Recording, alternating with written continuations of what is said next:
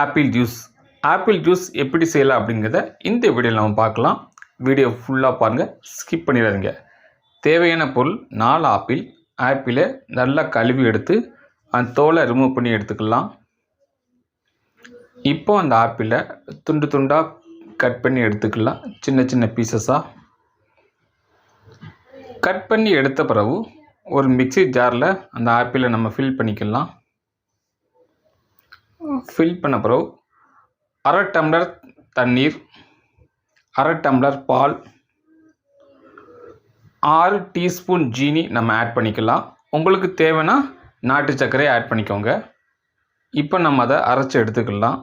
Apple juice ready ஆகிட்டு இப்போ நம்ம கிளாஸில் ஊற்றி அதை டேஸ்ட் பண்ணி பார்க்கலாம். டேஸ்ட் எப்படி இருக்குன்னு உண்மையிலே ஊற்றி டேஸ்ட் பண்ணி பார்த்தோம்.